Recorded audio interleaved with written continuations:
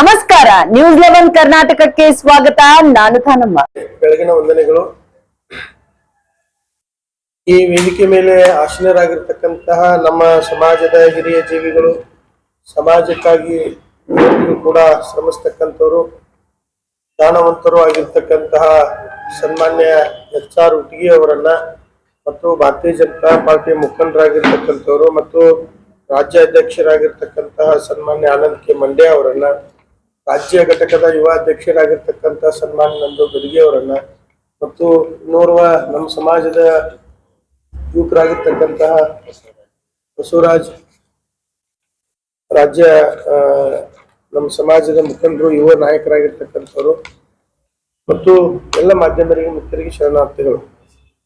ಇವತ್ತು ಕರ್ನಾಟಕದಲ್ಲಿ ಗಾಣಿಗ ಅಭಿವೃದ್ಧಿ ನಿಗಮ ಮಂಡಳಿ ಅನುಷ್ಠಾನ ನೋಂದಣಿ ಅಧಿಕೃತ ಕಚೇರಿಯ ಉದ್ಘಾಟನಾ ಸಮಾರಂಭ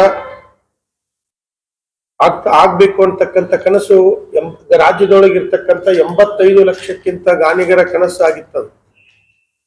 ಆದ್ರೆ ಇವತ್ತು ಅದು ಆಗ್ಲಿಲ್ಲ ಅಂತಕ್ಕಂಥದ್ದು. ಯಾಕಪ್ಪ ಅಂತಂದ್ರೆ ಹಿಂದಿನ ಭಾರತೀಯ ಜನತಾ ಪಾರ್ಟಿಯ ಬೊಮ್ಮಾಯಿಯವರ ನೇತೃತ್ವದ ಬಿಜೆಪಿ ಸರ್ಕಾರ ಅಭಿವೃದ್ಧಿ ನಿಗಮ ಗಾಣಿಗ ಸಮಾಜಕ್ಕೆ ಸುಮಾರು 50 ವರ್ಷಗಳ ಹಿಂದೆನೆ ಇದು ಶೋಷಣೆಗೊಳಗಾಗಿರ್ತಕ್ಕಂಥ ಸಮಾಜ ಮತ್ತು ದುರ್ಬಲವಾಗಿರ್ತಕ್ಕಂಥ ಸಮಾಜ, ಕಟ್ಟ ಕಡೆ ಗಾಣಿಗರು ಕೂಡ ಸುಧಾರಿಸಬೇಕು ಅಂತೇಳಿ ದೃಷ್ಟಿಯನ್ನು ಇಟ್ಟುಕೊಂಡು ಹಿಂದಿನ ಸರ್ಕಾರಗಳು 2A ಮೀಸಲಾತಿಯನ್ನ ಗಾಣಿಗರಿಗೆ ಕೊಟ್ಟಿರ್ತಕ್ಕಂಥದ್ದು. ಆದ್ರೆ ಇವತ್ತು ಆ 2A ಮೀಸಲಾತಿ ಜೊತೆಗೆ ಇನ್ನೂ ಕೂಡ ಈ ಸಮಾಜ ಹಿಂದಿದೆ ಅಂತಕ್ಕಂಥದ್ದು ಮನಗಂಡು ಬೊಮ್ಮಾಯಿ ಅವರು ಅಭಿವೃದ್ಧಿ ನಿಗಮವನ್ನು ಕೂಡ ಮಾಡಿರ್ತಕ್ಕಂಥದ್ದು. ಆದ್ರೆ 23ರ ಚುನಾವಣೆ ಒಳಗೆ ಅವರು ಸೋಲ್ಬೇಕಾದ್ರು. ಸೋದ ತಕ್ಷಣ ಬಂದಿರತಕ್ಕಂತ ಸಿದ್ದರಾಮಯ್ಯ ನೇತೃತ್ವದ ಕಾಂಗ್ರೆಸ್ ಸರ್ಕಾರ ಇವತ್ತಿಗೂ ಕೂಡ 10 ರೂಪಾಯಿ ಅನುದಾನವನ್ನ ಗಾಣಿಗ ಸಮಾಜದ ಅಭಿವೃದ್ಧಿ ನಿಗಮಕ್ಕೆ ಇಟ್ಟಿಲ್ಲ ಅಂತಕ್ಕಂಥ ನಮ್ಮಲ್ಲಿ ಇದೆ ಅಂತಕ್ಕಂಥದ್ದು. ಅದನ್ನ ಖಂಡಿಸಿ ನಾವು ದಿನಾಂಕ 18/12/2024 ಬುಧವಾರ ಬೆಳಿಗ್ಗೆ 10:30 ಗಂಟೆಗೆ ಸುವರ್ಣಸೌಧವನ್ನ ಮುತ್ತಿಗೆಯನ್ನು ಹಾಕಿ ಅಲ್ಲಿ ದೊಡ್ಡ ಪ್ರಮಾಣವಾಗಿರ್ತಕ್ಕಂಥ ಪ್ರತಿಭಟನೆಯನ್ನು ಕೂಡ ನಾವು ಹಮ್ಮಿಕೊಂಡಿರ್ತಕ್ಕಂಥದ್ದು. ಅಂದ್ರೆ ಇವತ್ತು ಎಣ್ಣೆಯನ್ನು ತೆಗೆದು ಜಗತ್ತಿಗೆ ಬೆಳಕನ್ನು ಕೊಟ್ಟಿರ್ತಕ್ಕಂತಹ ಗಾಣಿಗರು ಇವತ್ತಿಗೂ ತಮ್ಮ ಬಡತನ ರೇಖೆಗಿಂತ ಕೆಳವರ್ಗದೊಳಗ ಕೂಲಿ ಕಾರ್ಮಿಕರಾಗಿ ಮತ್ತು ಉದ್ಯೋಗ ಇರಲಾರದ ಜೀವನವನ್ನ ಸಾಗಿಸ್ತಕ್ಕಂಥ ಕಾಲದೊಳಗ ಇವತ್ತು ಸಿದ್ದರಾಮಯ್ಯನವರು ಹಿಂದುಳಿದ ನಾಯಕರು, ಹಿಂದುಳಿದ ವರ್ಗದ ನಾಯಕರು ಅಂತೇಳಿ ಪದೇ ಪದೇ ಮೇಜ್ ಕುಟ್ಟಿ ಭಾಷಣ ಮಾಡ್ತಿರ್ತಾರೆ. ಆದ್ರೆ ಇದೇ ಹಿಂದುಳಿದ ವರ್ಗದ 2A ಒಳಗೆ ಹುಟ್ಟಿರ್ತಕ್ಕಂಥ ಸಿದ್ದರಾಮಯ್ಯ ಸಾಹೇಬರಿಗೆ ನಾವು ವಿನಂತಿ ಏನಪ್ಪಾ ಅಂತಂದ್ರೆ, ನೀವು ಗಾಣಿಗ ಸಮಾಜಕ್ಕೆ ಸುಮಾರು ಒಂದು 500 ಕೋಟಿ ರೂಪಾಯಿ ಅನುದಾನವನ್ನು ಇಟ್ಟು ಈ ಗಾಣಿಗ ಸಮಾಜದ ಅಭಿವೃದ್ಧಿ ನಿಗಮಕ್ಕಿಟ್ಟು ಗಾಣಿಗ ಸಮಾಜವನ್ನು ಮೇಲೆತ್ತಲಿಕ್ಕೆ ನಿಮ್ಮ ಕೊಡುಗೆ ಕೊಡ್ರಿ ಅಂತಕ್ಕಂಥದ್ದು. ಮತ್ ನೀವೇನಾದ್ರೂ 2-3 ದಿನದೊಳಗೆ ಕೊಡ್ಲಿಲ್ಲ ಅಂದ್ರ ಸುಮಾರು ರಾಜ್ಯದೊಳಗೆ ಇರ್ತಕ್ಕಂಥ 85 ಲಕ್ಷಕ್ಕಿಂತ ಹೆಚ್ಚು ಗಾಣಿಗರು ನಾವು ಸುವರ್ಣಸೌಧವನ್ನು ಮುತ್ತಿಗೆಯನ್ನ ಹಾಕಿ ನಿಮಗೆ ಯಾವುದೇ ಕಾರ್ಯಕಲಾಪಗಳು ಆಗ್ಲಾರ್ದಂಗ ನಾವು ತಡೆ ಹಿಡಿಬೇಕಾಗ್ತೈತಿ. ಅದಕ್ಕೆ ನೀವು ಏನಾದ್ರೂ ಅನಾಹುತಗಳು ಬೆಳಗಾವಿ ಒಳಗೆ 18ನೇ ತಾರೀಕು ಆದವು ಅಂದ್ರೆ ಅದಕ್ಕೆ ಕಾರಣರು ಸಿದ್ದರಾಮಯ್ಯನವರು ಮತ್ತು ಕಾಂಗ್ರೆಸ್ ಸರ್ಕಾರ ಅಂತಕ್ಕಂಥದ್ದನ್ನ ಈ ಸಂದರ್ಭದೊಳಗೆ ಹೇಳ್ತಾ, ಮತ್ತು ಬೆಳಗಾವಿ ಚಲೋ ಗಾಣಿಗರ ನಡೆ ಸುವರ್ಣ ಕಡೆ ಅಂತಕ್ಕಂಥದ್ದು ಒಂದು ದೊಡ್ಡ ಕಾರ್ಯಕ್ರಮವನ್ನ ಅವತ್ತು ನಾವು ದೊಡ್ಡ ಪ್ರತಿಭಟನೆಯನ್ನ, ದೊಡ್ಡ ಪ್ರಮಾಣದ ಸುವರ್ಣಸೌಧ ಮುತ್ತಿಗೆ ಕಾರ್ಯಕ್ರಮವನ್ನು ನಾವು ಹಮ್ಮಿಕೊಂಡಿರ್ತಕ್ಕಂಥದ್ದು. ಅದಕ್ಕೆ ಇನ್ನೂ ಹೆಚ್ಚಿನ ಸಂಖ್ಯೆ ಪ್ರತಿ ಜಿಲ್ಲೆ, ರಾಜ್ಯದ ಪ್ರತಿ ಮೂಲೆಗಳಿಂದಲೂ ಗಾಣಿಗ ಸಮಾಜದವರು ಎಲ್ಲರೂ ಕೂಡ ಅವತ್ತು ಆಗಮಿಸ್ತಾ ಇದ್ದಾರೆ. ಮತ್ತು ಈ ಕಾರ್ಯಕ್ರಮವನ್ನು ಉದ್ದೇಶಿಸಿ ನಮ್ಮ ಸಮಾಜದ ಹಿರಿಯರಾಗಿರ್ತಕ್ಕಂಥ HR ಉಟಗಿ ಅವರು ಕೂಡ ಒಂದೆರಡು ಮಾತುಗಳನ್ನ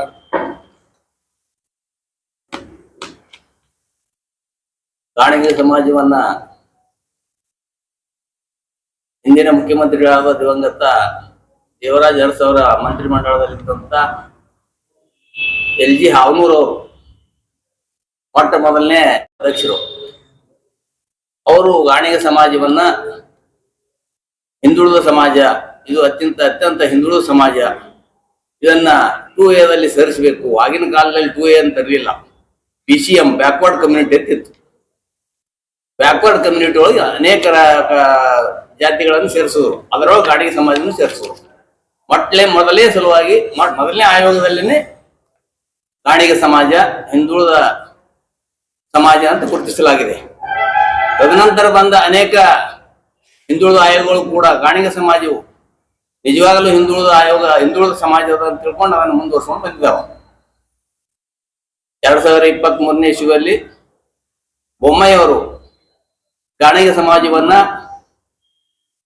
ಗಾಣಿಗ ಸಮಾಜಕ್ಕಾಗಿ ಗಾಣಿಗ ಸಮಾಜದ ಅಭಿವೃದ್ಧಿಗಾಗಿ ಗಾಣಿಗ ಸಮಾಜದ ಅಭಿವೃದ್ಧಿ ನಿಗಮವನ್ನ ಘೋಷಣೆ ಮಾಡಿದರು. ತದನಂತರ ಅವರು ಬಂದಂತ ಚುನಾವಣೆಯಲ್ಲಿ ಭಾರತೀಯ ಜನತಾ ಪಕ್ಷ ಸೋತು ಈಗ ಬಂದಂತ ಕಾಂಗ್ರೆಸ್ ಸರ್ಕಾರದ ಮುಖ್ಯಮಂತ್ರಿಗಳಾದ ಸಿದ್ದರಾಮಯ್ಯನವರು ನಿಜವಾದ ಹಿಂದುಳಿದ ವರ್ಗದ ಬಗ್ಗೆ ಕಳಕಳಿ ಇದ್ದರೆ ಗಾಣಿಗ ಸಮಾಜದ ಅಭಿವೃದ್ಧಿ ನಿಗಮಕ್ಕೆ ಸುಮಾರು 500 ಕೋಟಿ ರೂಪಾಯಿಗಳನ್ನ ಕೊಡಬೇಕು. ಯಾಕಂದ್ರೆ ಗಾಣಿಗ ಸಮಾಜ ಈ ರಾಜ್ಯದಲ್ಲಿ ಸುಮಾರು 80 ರಿಂದ 85 ಲಕ್ಷ ಜನ ಇದ್ದಾರೆ. ಅವರಿಗೆ ಅನುಕೂಲ ಆಗಬೇಕು. ಅದರಲ್ಲಿ ಸಾಕಷ್ಟು ಜನ ಕಡು ಬಡವರಿದ್ದಾರೆ, ಕೂಲಿ ಕಾರ್ಮಿಕರಿದ್ದಾರೆ, ಗಾಣ ಹೊಡೆದು ಎಣ್ಣೆ ತೆಗೆಯುವವರಿದ್ದಾರೆ. ಅದರ ಸಲುವಾಗಿ ನಮ್ಮ ಸ್ವಾಮೀಜಿಯವರ ನೇತೃತ್ವದಲ್ಲಿ ನಮ್ಮ ಸಮಾಜದ ಅನೇಕ ಜನರು 18ನೇ ತಾರೀಕದಂದು ಬೆಳಗಾವಿ ವಿಧಾನಸೌಧದಲ್ಲಿ ಸುವರ್ಣಸೌಧಕ್ಕೆ ಹೋಗಿ ಬೇಡಿಕೆಯನ್ನು ಮಂಡಿಸಲಿದ್ದಾರೆ. ಅದಕ್ಕೆ ಗಾಣಿಗ ಸಮಾಜದ ಎಲ್ಲ ಜನ, ಎಲ್ಲ ಗುರು ಹಿರಿಯರು ಎಲ್ಲರೂ ಬೆಂಬಲಿಸಿ ಅವತ್ತಿನ ದಿವಸ ಬೆಳಗಾವಕ್ಕೆ ಬಂದು ಈ ಕಾರ್ಯಕ್ರಮವನ್ನು ಯಶಸ್ವಿಗೊಳಿಸಬೇಕು. ಸಿದ್ದರಾಮಯ್ಯರವರ ಮುಖಾಂತರ ನಮಗ ಈಗ ಕೊಡಬೇಕಾದ ಎಲ್ಲ ಅನುದಾನವನ್ನ ಬಿಡುಗಡೆ ಮಾಡಿಸಿಕೊಳ್ಳುವ ಸಲುವಾಗಿ ನಾವೆಲ್ಲರೂ ಪ್ರಯತ್ನಿಸಬೇಕಂತ ಹೇಳಿ ಎಲ್ಲ ಸಮಾಜ ಬಾಂಧವರನ್ನ ಕೇಳ್ಕೊತಾ ಇದ್ದೀನಿ. ಈ ಮಾಧ್ಯಮಗಳ ಮುಖಾಂತರ ನಾನು ಹೇಳುವುದೇನೆಂದ್ರೆ, ಗಾಣಿಗ ಸಮಾಜ ಅತ್ಯಂತ ಹಿಂದುಳಿದ ಸಮಾಜ, ರಾಜಕೀಯವಾಗಿ, ಸಾಮಾಜಿಕವಾಗಿ, ಆರ್ಥಿಕವಾಗಿ ಹಿಂದುಳಿದ ಸಮಾಜ. ಎಲ್ಲಿಯೋ ಒಬ್ಬಿಬ್ಬರು ಸಮಾಜದವರು ಎಲ್ಲೋ MLA MP ಇದ್ರೂ ಸಹಿತ ಬರಳೆ ಎಣಿಕೆಯಷ್ಟು ಅದಾರ. ಆ ಬರಳೆ ಎಣಿಕೆಯಷ್ಟು ಇದ್ದಂತ ಜನರಿಂದ ಕೂಡ ನಮಗೆ ಸಾಕಷ್ಟು ಸಹಕಾರ ಸಿಗಬೇಕು. ಅವರು ಈ ನಿಟ್ಟಿನಲ್ಲಿ ನಮಗೆ ಸಹಕಾರ ಮಾಡ್ಬೇಕಂತ ಕೇಳ್ಕೊಂಡು ನಾನು ತಮ್ಮೆಲ್ಲರಲ್ಲಿ ವಿನಂತಿಸಿ ನನ್ನ ಮಾತನ್ನು ಮುಗಿಸುತ್ತೇನೆ. ಜೈ ಹಿಂದ್, ಜೈ ಕರ್ನಾಟಕ. ಮೊದಲನೇದಾಗಿ ನಮ್ಮ ಸಮಾಜದ ಜಗದ್ಗುರುಗಳಾದ ಕಲ್ಲಿನಾಥರ ಪಾದಕ್ಕೆ ನಮಸ್ಕರಿಸುತ್ತಾ, ಆಗ ನಮ್ಮ ಹಿರಿಯರಾದಂತಹ ಹಿರಿಯ ಮುತ್ಯಾಜಿ ಇವರಿಗೂ ಪಾದಕ್ಕೆ ನಮಸ್ಕರಿಸುತ್ತಾ, ಆಗ ನಂದುಗಡ್ಗೆ ಅವ್ರಿಗೂ ನಮಸ್ಕರಿಸುತ್ತಾ, ಬಸವರಾಜ್ ಮಡಿ ಅವ್ರಿಗೂ ನಮಸ್ಕರಿಸುತ್ತಾ, ಹಾಗೂ ಸುದ್ದಿಯನ್ನು ಅದ್ಭುತವಾಗಿ ಪ್ರಚಾರ ಮಾಡುವಂತಹ ಮಾಧ್ಯಮ ಮಿತ್ರರಿಗೂ ನಮಸ್ಕರಿಸುತ್ತಾ ನನ್ನ ಮಾತನ್ನು ಪ್ರಾರಂಭ ಮಾಡ್ತಿದ್ದೇನೆ. ಕರ್ನಾಟಕದಲ್ಲಿರುವ ಗಾಣಿಗ ಬಂಧುಗಳೇ, ವಿಜಯಪುರ ಜಿಲ್ಲೆಯಿಂದ ಮಾಧ್ಯಮ ಪ್ರಕಟಣೆಯನ್ನು ವಿಜಯಪುರ ಜಿಲ್ಲೆಯ ಗಾಣಿಗ ಸಮಾಜಕ್ಕೂ ಹಾಗೂ ಕರ್ನಾಟಕದಲ್ಲಿರುವ ಗಾಣಿಗ ಸಮಾಜಕ್ಕೂ ಒಂದು ಸಂದೇಶವನ್ನು ಕೊಡ್ತಿದ್ದೇವೆ. ಗಾಣಿಗರ ನಡೆ ಸುವರ್ಣಸೌಧದ ಕಡೆ ಎಂಬುವ ಹೋರಾಟವನ್ನು ನಾವೆಲ್ಲರೂ ಮಾಡೋಣ. ಬಂಧುಗಳೇ, ದಯಮಾಡಿ ಕೈ ಮುಗಿದುಕೊಂಡು ಕೇಳ್ಕೊಳ್ತಿದ್ದೇವೆ. ಅವರಿವರ ಮಾತಿಗೆ ಕಿವಿ ಕೊಡದೆ ಬಡತನದಲ್ಲಿರುವ ಗಾಣಿಗರು ಅಭಿವೃದ್ಧಿ ಹೊಂದಬೇಕಾದರೆ ಕಟ್ಟೆ ಕಡಿಗ ಗಾಣಿಗನು ಹೋರಾಟಕ್ಕೆ ಭಾಗಿಯಾಗಬೇಕು. ಆಗ ಮಾತ್ರ ನಮ್ಮ ಹಕ್ಕನ್ನು ನಮಗೆ ಕೊಡುತ್ತಾರೆ ಮುಖ್ಯಮಂತ್ರಿ ಸಿದ್ದರಾಮಯ್ಯರವರು. ಹಾಗೂ ಮಾಧ್ಯಮದ ಮುಖಾಂತರ ಹಿಂದುಳಿದ ವರ್ಗದ ಗಾಣಿಗ ಸಮಾಜದ ನಾಯಕರಿಗೆ ಕೇಳ್ಕೊಳ್ತಿದ್ದೇವೆ, ದಯಮಾಡು ಆ ಹೋರಾಟಕ್ಕೆ ನೀವು ಭಾಗಿಯಾಗಬೇಕು. ಹಾಗೂ ಹಿಂದುಳಿದ ವರ್ಗದ ಧೀಮಂತ ನಾಯಕ ಅಂತ ಹೇಳ್ತಿರುವಂತಹ ಮುಖ್ಯಮಂತ್ರಿ ಸಿದ್ದರಾಮಯ್ಯರವರೇ, ನೀವು ಹಿಂದುಳಿದ ವರ್ಗದ ನಾಯಕರಂತಿದ್ದೀರಿ. ವಿಜಯಪುರ ಜಿಲ್ಲೆಯಲ್ಲಿ ಮಾಧ್ಯಮದ ಮುಂದೆ ನಾವು ಹೇಳ್ತಿದ್ದೇವೆ, ನೀವು ನಿಜವಾಗಲೂ ಹಿಂದುಳಿದ ವರ್ಗದ ನಾಯಕರಾಗಿದ್ದರೆ ಅತಿ ಕಷ್ಟಪಡುತ್ತಿರುವ ಗಾಣಿಗ ಸಮುದಾಯಕ್ಕೆ, ಹಿಂದುಳಿದ ವರ್ಗದ ಗಾಣಿಗ ಸಮುದಾಯಕ್ಕೆ ಯಾಕೆ ನೀವು ಅಭಿವೃದ್ಧಿ ನಿಗಮವನ್ನು ಅನುದಾನ ಕೊಡ್ತಿರ್ಲಿಲ್ಲ? ನಿಮ್ಮ ಕೊಡುಗೆ ಏನು? 2015ರಲ್ಲಿ ನೀವು ಮುಖ್ಯಮಂತ್ರಿ ಆದಾಗ ಗಾಣಿಗ ಸಮಾಜಕ್ಕೆ ನಿಮ್ಮ ಕೊಡುಗೆ ಶೂನ್ಯ. ಈಗ 2024ರಲ್ಲಿ ನೀವು 23ರಲ್ಲಿ ನೀವು ಮುಖ್ಯಮಂತ್ರಿ ಆದ್ರಿ, ಈಗಲೂ ಗಾಣಿಗ ಸಮಾಜಕ್ಕೆ ಶೂನ್ಯ. ಯಾಕೆ ಸ್ವಾಮಿ ನಿಮ್ಮ ಪಕ್ಷವನ್ನು ನಾವು ಬೆಂಬಲಿಸಬೇಕು? ಯಾಕೆ ಸ್ವಾಮಿ ನಿಮ್ಮನ್ನು ಹಿಂದುಳಿದ ವರ್ಗ ನಾಯಕ ಅಂತ ನಮ್ಮ ಗಾಣಿಗ ಸಮಾಜ ಒಪ್ಕೋಬೇಕು? ಬೇರೆ ಸಮಾಜಗಳು ಹಿಂದುಳಿದ ವರ್ಗದ ನಾಯಕರಂತೆ ನಿಮ್ಮ ಒಪ್ಕೋಬಹುದು, ಆದ್ರೆ ಗಾಣಿಗ ಸಮಾಜ ಎಂದಿಗೂ ನಿಮ್ಮನ್ನು ಹಿಂದುಳಿದ ವರ್ಗದ ನಾಯಕರಂತ ಒಪ್ಪಳಿಕೆ ಸಿದ್ಧ ಇಲ್ಲ. ಮುಖ್ಯಮಂತ್ರಿ ಸಿದ್ದರಾಮಯ್ಯರವರೇ, ಆ ರೀತಿ ಒಪ್ಪಿಕೊಳ್ಳಬೇಕಾದರೆ ನೀವು ಈ ಕೂಡಲೇ ಗಾಣಿಗ ಅಭಿವೃದ್ಧಿ ನಿಗಮಕ್ಕೆ ಅನುದಾನ ಕೊಟ್ಟು ಗಾಣಿಗ ಸಮಾಜದವರು ನಮ್ಮವರೇ, ಹಿಂದುಳಿದ ಜನಾಂಗದವರೇ ಅಂತ ನೀವು ಸಂದೇಶ ಮುಟ್ಟಿಸ್ಬೇಕಲ್ಲ. ಆದ್ದರಿಂದ ಗಾಣಿಗ ಬಂಧುಗಳೇ, ಎದ್ದೇಳಿ, 18ನೇ ತಾರೀಕು ಗಾಣಿಗರ ನಡೆ ಸುವರ್ಣ ಸೌಧದ ಕಡೆ ಎಂಬ ಹೋರಾಟಕ್ಕೆ ಸಿದ್ಧರಾಗಿ ನೋಡಬಹುದು. ಎಲ್ಲ ಸಮುದಾಯಗಳು ತಮ್ಮ ಹುಳಿವಿನ ಪ್ರಶ್ನೆಗೆ ಅದ್ಭುತವಾಗಿ ಹೋರಾಟಗಳು ಮಾಡುತ್ತಿದ್ದಾವೆ. ಗಾಣಿಗರು ನಾವು ಹೋರಾಟಗಾರರು ಅಂತ ತಿಳಿಸೋಣ ಬನ್ನಿ. ಆದ್ದರಿಂದ ಮುಖ್ಯಮಂತ್ರಿ ಸಿದ್ದರಾಮಯ್ಯರವರೇ, ಅಭಿವೃದ್ಧಿ ನಿಗಮ ನೀವು ಕೊಡುವ ತನಕ ವಿಜಯಪುರ ಜಿಲ್ಲೆಯಲ್ಲೇ ನಿಮಗೆ ನಾನು ಧಿಕ್ಕಾರವನ್ನು ತಿಳಿಸಲು ಇಷ್ಟಪಡ್ತಿದ್ದೇನೆ. ನಿಮ್ಗೆ ಏನಾರ ಜೈಕಾರ ಬೇಕಂದ್ರೆ ಗಾಣಿಗ ಅಭಿವೃದ್ಧಿ ನಿಗಮಕ್ಕೆ ಅನುದಾನ ಕೊಡಬೇಕು ಮುಖ್ಯಮಂತ್ರಿ ಸಿದ್ದರಾಮಯ್ಯರವರೇ. ಒಂದು ವೇಳೆ ಆಗ ನಮ್ಮ ದೊಡ್ಡವರು ಹೇಳಿದ್ರು, ಹಿರಿಯರು ಹೇಳಿದ್ರು, ನಮ್ಮ ಸ್ವಾಮಿಗಳು ಹೇಳಿದ್ರು, ಹೋರಾಟ ಯಾವ ರೀತಿ ಇರಬೇಕೆಂದರೆ ನಮ್ಮ ಹೋರಾಟ ನ್ಯಾಯಬದ್ಧದ ಹೋರಾಟ, ಧರ್ಮದ ಬದ್ಧದ ಹೋರಾಟ, ಸತ್ಯದ ಹೋರಾಟ, ಗಾಣಿಗ ಸಮಾಜ ಅಭಿವೃದ್ಧಿ ಹೊಂದುವ ಹೋರಾಟ. ನಮ್ಮ ರಾಜಕಾರಣಿಗಳು ಯಾರಿದ್ದೀರಿ ದಯಮಾಡಿ ಸದನದಲ್ಲಿ ಧ್ವನಿ ಎತ್ತಿ. ಕಾರ್ಯಕ್ರಮಗಳಲ್ಲಿ ನಾನು ಗಾಣಿಗನೆಂದು ಹೇಳುವುದಷ್ಟಲ್ಲ, ಸದನದಲ್ಲಿ ನಾನು ಗಾಣಿಗನೇ.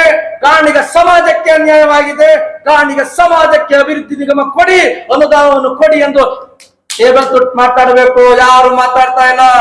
ಅದಕ್ಕಾಗಿ ಕಟ್ಟೆ ಕಡೆ ಗಾಣಿಗರೇ, ಶಾಸಕರಿಗೂ ಒಂದು ಮತ, ಮುಖ್ಯಮಂತ್ರಿಗಳಿಗೂ ಒಂದು ಮತ, ಪ್ರಜೆಗಳಿಗೂ ಒಂದು ಮತ. ಅದೇ ರೀತಿ ಪ್ರಜೆಗಳು ಗುಡಿಗೆ ನಿಂತರೆ, ಗಾಣಿಗ ಸಮಾಜದ ಹೋರಾಟಗಾರರು ಸಿಡಿದು ನಿಂತರೆ ಸರ್ಕಾರ ಮಂಡಿ ಊರಿ ಕೊಡಲೇಬೇಕು ಗಾಣಿಗ ಅಭಿವೃದ್ಧಿ ನಿಗಮಕ್ಕೆ ಅನುದಾನ.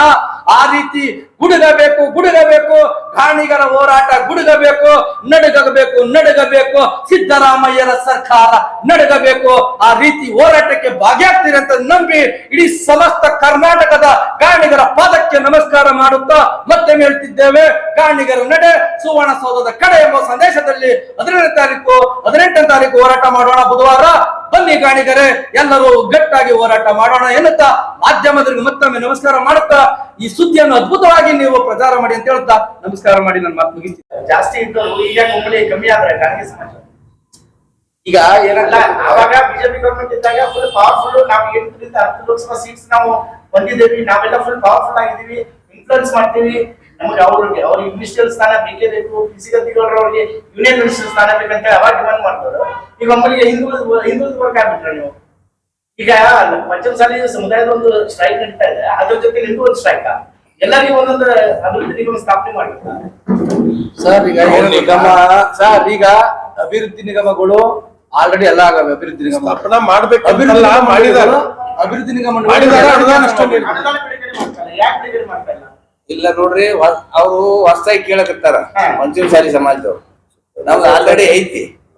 ಮತ್ತೆ ಮಾತಾಡಬೇಡ್ರಿ, ನಮ್ದು ಈಗ ನೋಡ್ರಿ, ಅಭಿವೃದ್ಧಿ ನಿಗಮ ಬೊಮ್ಮಾಯಿ ಅವರು ಮಾಡ್ಯಾರ. ನಾವು ದುಡ್ಡು ನೀಡ್ತಾ ಇಲ್ಲ ಸಿದ್ದರಾಮಯ್ಯನವರು. ದುಡ್ಡು ಇಡ್ಲಾರ್ಕ ಅಭಿವೃದ್ಧಿ ನಿಗಮ ನಾವು ಬೊಮ್ಮಾಯಿ ಅವರಿಗೆ ಮಾಡಂತ ಹೇಳಿಲ್ಲ ಸರ್. ಬೊಮ್ಮಾಯಿ ಅವರು ಈ ರಾಜ್ಯದೊಳಗ ಸಂದರ್ಶನವನ್ನು ಮಾಡಿ ಇನ್ನೂ ಈ ಸಮಾಜ ಹಿಂದೆ ಉಳಿದೈತಿ ಅನ್ನೋ ದೃಷ್ಟಿಯಿಂದನ ಅದು ಅಭಿವೃದ್ಧಿ ನಿಗಮ ಮಾಡಿದಾರ.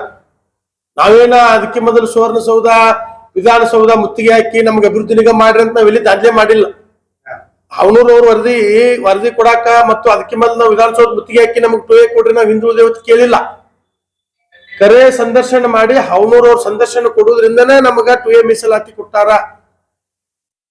ಈಗಾದ್ರೂ ನಮ್ದೇನು ಬೊಮ್ಮಾಯಿ ಅವ್ರು ಮಾಡಿರ್ತಕ್ಕಂಥ ಅಭಿವೃದ್ಧಿ ನಿಗಮಕ್ಕ ದುಡ್ಡು ಇಡ್ರಿ ಅಂತ ಹೇಳಿ ಅವ್ರಿಗೆ ಹೇಳಿದ್ರು ಇಲ್ಲ. ಅದನ್ನೇ ಪ್ರತಿಭಟನೆ. ಈಗ ತಾಯಿ ಕೆಲಸ ಮಾಡ್ತಿರ್ತಾಳ, ಅವಾಗ ಮಗು ಅಳ್ತಿರ್ತೈತಿ, ಮಗು ಹೊತ್ತಾಗಕ್ಕೆ ಹೋಗಿ ಹಾಲು ಕುಡಿಸ್ತಾಳ. ಹಂಗ ಅವ್ರು ಕಣ್ಣು ಮುಚ್ಚಿ ಕೂತಾರ, ಕಣ್ಣು ತೆಗಿಸ್ಬೇಕಂತ ನಮ್ ಪ್ರತಿಭಟನೆ ಮಾಡಿ ನಾವು ಸುವರ್ಣಸೌಧಕ್ಕೆ ಇದು ಮಾಡಕ್. ಎಷ್ಟು ವರ್ಷದಿಂದ ಸ್ಯಾಂಕ್ಷನ್ ಆಗಿದೆ ಅಭಿವೃದ್ಧಿ ನಿಗಮ? ಬೊಮ್ಮಾಯಿ ಅವ್ರ ಮುಖ್ಯಮಂತ್ರಿಗಳಿದ್ದಾಗ